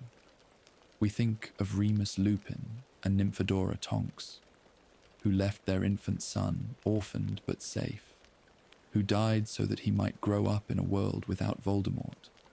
who showed that love for one's child can give you the courage to face death, knowing you will not see them grow up. Consider Colin Creevey, who was too young to fight legally, but who snuck back to Hogwarts anyway, because he could not stand aside while others fought for the world he believed in, who died with his camera perhaps still around his neck, having spent his too short life trying to capture the magic and wonder he saw everywhere. And Lavender Brown, who annoyed Hermione with her giggles and her divination obsession, who was just a teenage girl trying to navigate school and boys and friendship, who died defending her home from monsters. Reflect upon the 50 souls who fell that night, each one a person with dreams and fears, with families who loved them, with futures that were stolen by Voldemort's ambition and cruelty. And we honor those who survived but carried scars, visible and invisible, for the rest of their lives. George Weasley, who lost his twin, his other half, who would never again be complete. Harry Potter himself, who died and came back, who carried the weight of all those deaths, who had to learn to live with survivors' guilt and trauma, while the wizarding world hailed him as a savior. Hermione and Ron, who had seen and done things no teenagers should ever have to experience, who had lived with the constant fear of death for a year while hunting Horcruxes. Neville Longbottom, whose parents had been tortured into insanity by Death Eaters, and who finally got a measure of vengeance by destroying Voldemort's final Horcrux, but who still had to visit St. Mungo's hospital and see his parents who no longer knew him. Luna Lovegood, who had been kidnapped and held prisoner in Malfoy Manor, who maintained her dreamy optimism despite experiencing darkness that would have broken many others. Ginny Weasley, who had been possessed by a piece of Voldemort's soul in her first year, and who had to fight alongside her family, knowing that at any moment she might lose them as they lost Fred. The survivors would have carried the memory of that night for the rest of their lives. In quiet moments, they would have been taken back to the battle, hearing the sounds of spells and screams, seeing the green light of killing curses, feeling the ground shake as the castle's defenses were torn down. They would have woken from nightmares, their hearts racing, their wands in their hands before they fully woke and remembered they were safe. They would have struggled with anniversaries, the 2nd of May becoming a day of remembrance and mourning, a day when the entire wizarding community honored the fallen, but when the survivors felt the weight of loss most deeply. But they would also have had each other. The bonds formed in battle, the shared experience of having faced death together and survived, would have created relationships of profound depth. They would have gathered on anniversaries not just to mourn but to celebrate, to remember not just how their friends died, but how they lived, to tell stories and laugh and cry, and remind themselves why the sacrifice had been worth it. They would have built the new world that their friends had died to make possible, a world where blood status did not determine worth, where magical creatures had rights, where education was about learning rather than indoctrination, where children could grow up safe. Harry and Ginny would have raised their children, James Sirius, Albus Severus, and Lily Luna, in this better world. They would have told them stories about the grandparents they never knew, about Lily and James Potter, who died protecting Harry, about the aunt and uncles and friends who fought in the war. They would have been protective, perhaps overprotective, but they would have also taught their children to be brave, to stand up for what is right, to value people for their character, rather than their blood status or wealth or power. Ron and Hermione would have raised Rose and Hugo, teaching them the importance of loyalty and cleverness, of using their minds to solve problems, of standing by their friends even when it is difficult. They would have instilled in their children the values they fought for, the belief that everyone deserves dignity and respect, that injustice must be opposed, that knowledge and education are precious gifts that should be used to make the world better. Neville would have taught herbology at Hogwarts, as he did in the true timeline, becoming the kind of teacher he wished he had always had, patient and encouraging, helping students who struggled as he once did, showing them that bravery comes in many forms and that you do not have to be naturally talented to be a hero. Luna would have traveled the world studying magical creatures, writing articles for the Quibbler that her father would have published with pride, finding wonder and beauty in the most unexpected places, never losing the unique perspective that made her special. The Weasley family would have continued their tradition of warmth and chaos and unconditional love, with the burrow rebuilt and filled once again with laughter, though there would always be an empty chair at the table, a silence where Fred's jokes should have been. George would have continued running Weasley's Wizard Wheezes, perhaps bringing on Ron as a partner as he did in the true timeline, creating products that brought joy and mischief to a world that desperately needed both after so much darkness. The Ministry of Magic would have been reformed under Kingsley Shacklebolt's leadership, with corruption rooted out, unjust laws removed, and new protections put in place for Muggle-borns and magical creatures. The Auror Department would have been rebuilt with veterans of the war, who understood the cost of dictatorship and were determined never to let it happen again. The Department for the Control of Magical Creatures would have been restructured to actually protect the rights of magical beings, rather than simply controlling them. Hogwarts would have been repaired, the physical damage from the battle healed through magic, though some scars would remain as reminders. The Great Hall would have been restored to its former glory, the House Point's hourglasses repaired, the enchanted ceiling once again reflecting the sky outside.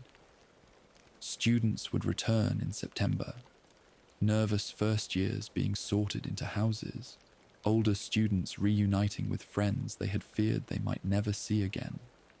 Classes would resume, teaching defense against the dark arts properly now, the curse on the position broken by Voldemort's death. But the return to normalcy would not have been easy or immediate. Teachers would have struggled to teach students who had lived through war, who had lost family and friends, who had seen things no child should see. Counselors would have been brought in to help students process trauma. Special accommodations would have been made for those whose education had been disrupted by the year under the Carrows, or by going on the run. The rebuilding would have been emotional and psychological as much as physical. The wider wizarding world would have had to deal with questions of justice and healing. What to do with the Death Eaters who survived? Those who had committed terrible acts could not simply be forgiven, but executing them all, or sending them all to Azkaban to be tormented by Dementors, would have made the victors little better than the defeated. Trials would have been held, evidence presented, sentences passed. Some Death Eaters would have been executed for their crimes. Others would have been imprisoned for years or life. Some, those who had been forced or who had changed sides before the end, might have been given lighter sentences or even pardon. The Malfoy family would have occupied an ambiguous position. They had been Death Eaters, had allowed their home to be used as Voldemort's headquarters, had participated in persecution and violence. But Narcissa had lied to Voldemort about Harry's death, and Lucius and Draco had not fought in the final battle, had essentially abandoned Voldemort at the end.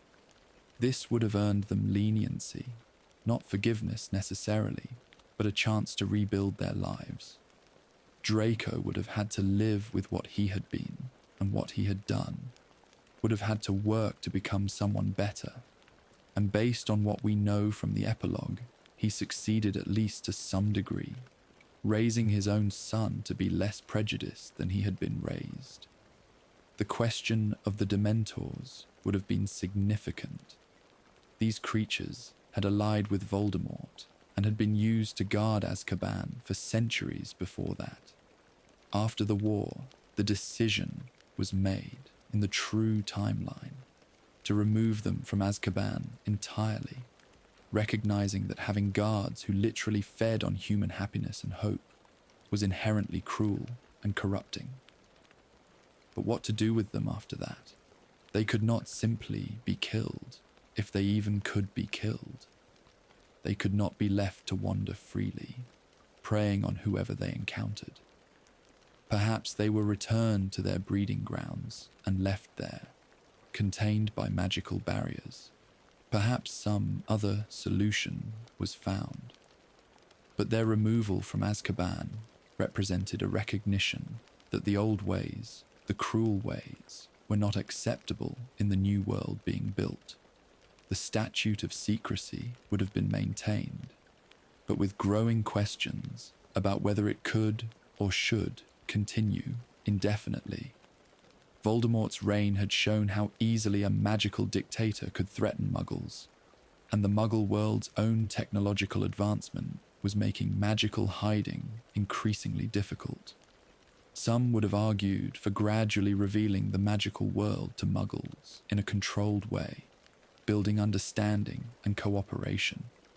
Others would have insisted that secrecy remained necessary, that Muggles would react with fear and violence if they knew magic existed. The debate would have continued for years, with no easy answers. The international magical community would have had to rebuild, relationships damaged by the war. Britain's isolation during Voldemort's rise, and the period when he controlled the ministry, would have left scars. Other countries had not intervened to help, whether because they could not or would not, and there would have been resentment about that abandonment. But there would also have been gratitude for those countries that had taken in refugees, that had provided intelligence or resources, that had stood ready to fight if the war had spread beyond Britain's borders. Slowly, through diplomacy and shared projects and the simple passage of time, these relationships would have healed. The cultural healing would have taken perhaps even longer than the political healing. A generation had come of age during the war, or in the years leading up to it.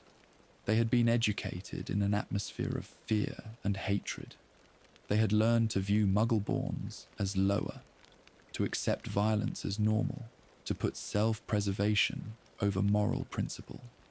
Undoing that training would have been the work of years, requiring conscious effort and constant watchfulness against the old prejudices coming back. Schools would have taught history that included the war and its lessons. Families would have had difficult conversations about what they did during the dark times and why. Society as a whole would have had to examine how Voldemort was able to rise to power and what allowed so many people to follow him, or at least not oppose him. Art and literature about the war would have proliferated. Books would have been written by survivors telling their stories. Plays would have been performed, recreating the great moments of resistance. Songs would have been composed honoring the fallen. Monuments would have been erected, including surely a memorial at Hogwarts, listing the names of all who died in the battle. A place where students could visit and remember and reflect on the cost of the freedom they enjoyed. These cultural products would have served multiple purposes: processing trauma, educating younger generations, ensuring the war was remembered accurately rather than romanticized or forgotten. Some survivors would have struggled with how they were portrayed in these accounts.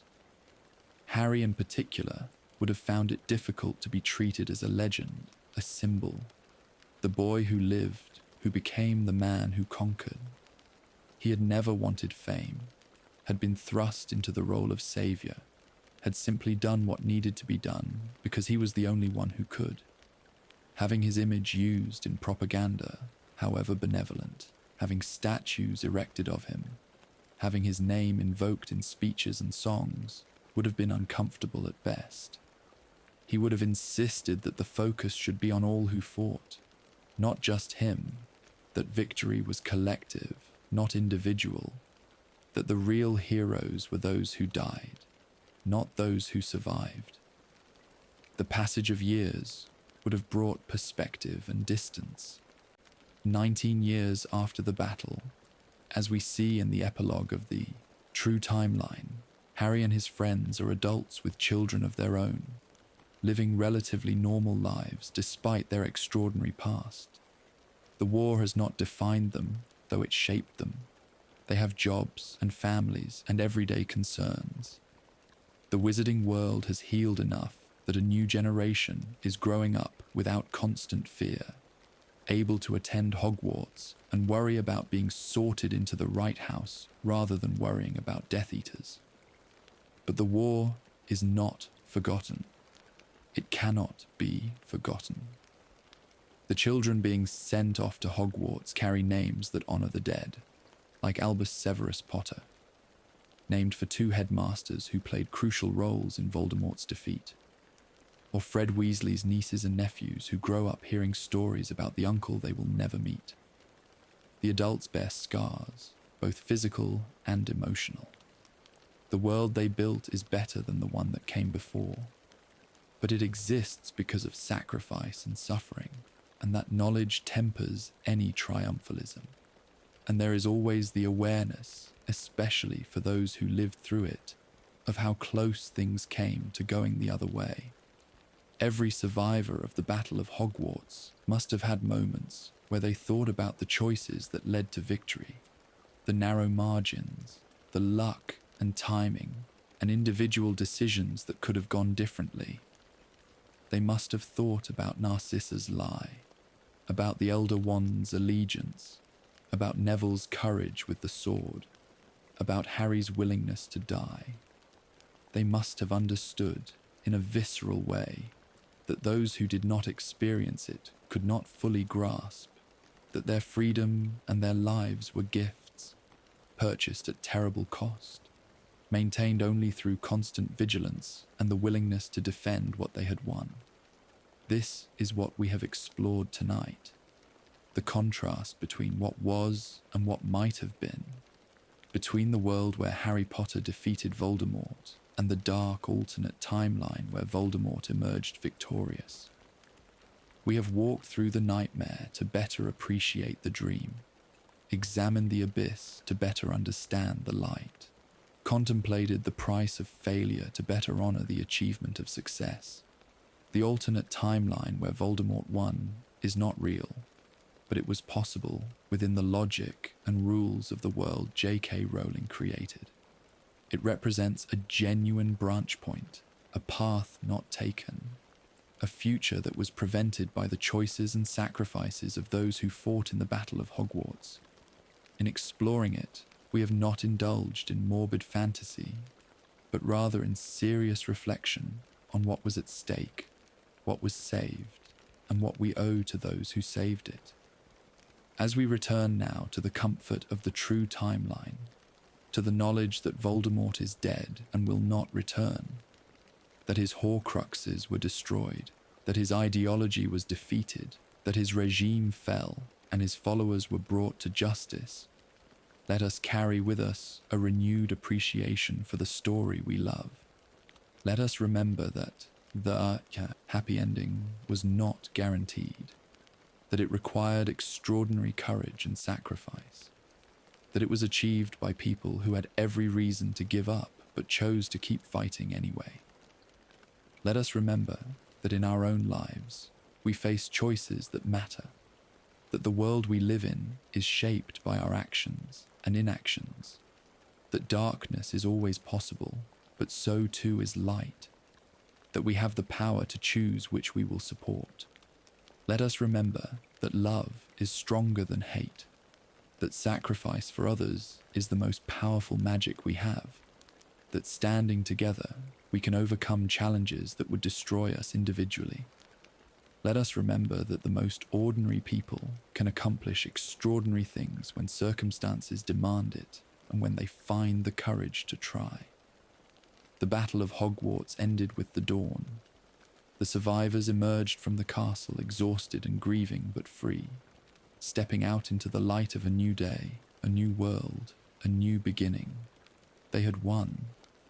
Against all odds, despite all the ways things might have gone wrong, despite the power and cruelty and immortality of their enemy, they had won.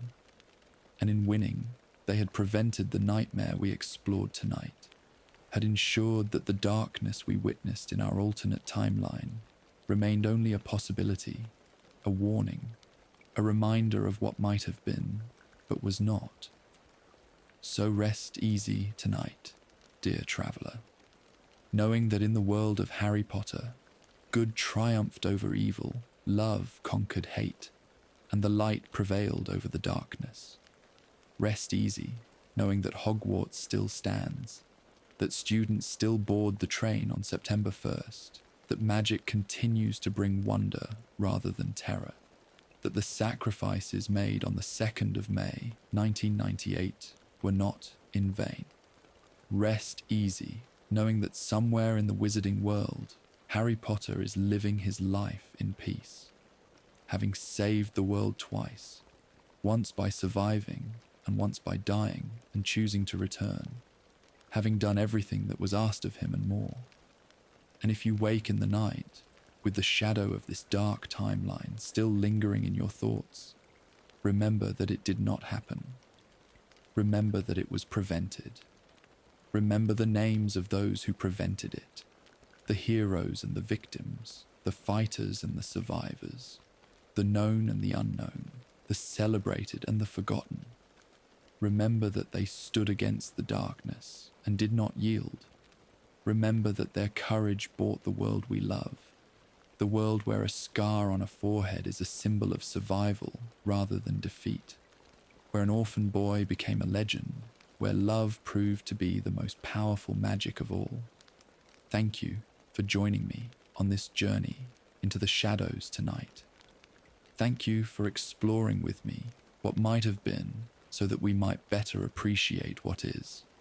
Thank you for your time, your attention, and your willingness to confront darkness so that we might better understand the light.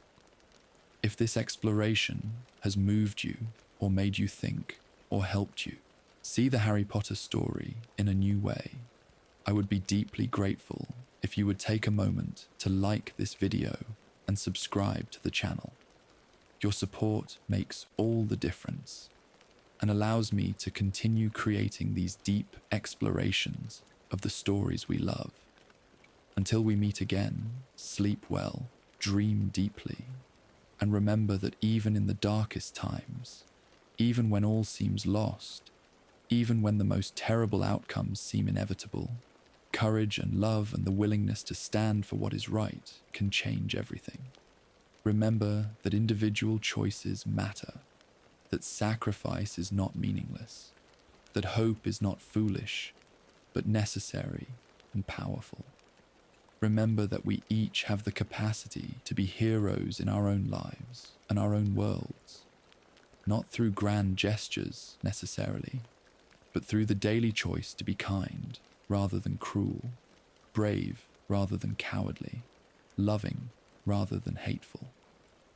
The story of Harry Potter reminds us that magic exists not in wands and spells, but in the human heart, in our capacity to love and to sacrifice, to forgive and to fight for what we believe in, to see in others not their blood status or their background, but their character and their choices. It reminds us that the world is not divided into good people and Death Eaters, as Sirius Black once told Harry, but that we all have both light and dark within us, and that what matters is which we choose to act upon. In exploring the dark timeline where Voldemort won, we have seen the world that would have resulted from the triumph of the dark side of human nature, from the victory of fear and hatred, and the desire for power and domination. In remembering the true timeline where Harry Potter won, we celebrate the triumph of the light side, of love and courage and the willingness to sacrifice for others. Both timelines exist as possibilities in every world, in every era, in every individual life. The question is always which we will choose to create, which we will fight for, which we will allow to flourish. So let the darkness of the alternate timeline we explored tonight fade back into the realm of theoretical possibility. Let it serve as a warning and a reminder, but not as a dwelling place for our thoughts.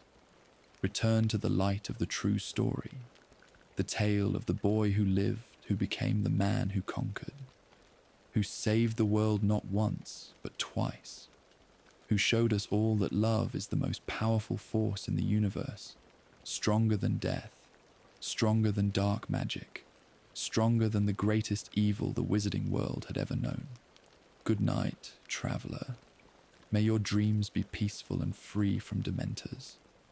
May you wake to a world where magic is wonder, where friends are loyal, where courage is rewarded, and where love always, always wins in the end. Until next time, blessed be, and remember that happiness can be found even in the darkest of times, if one only remembers to turn on the light.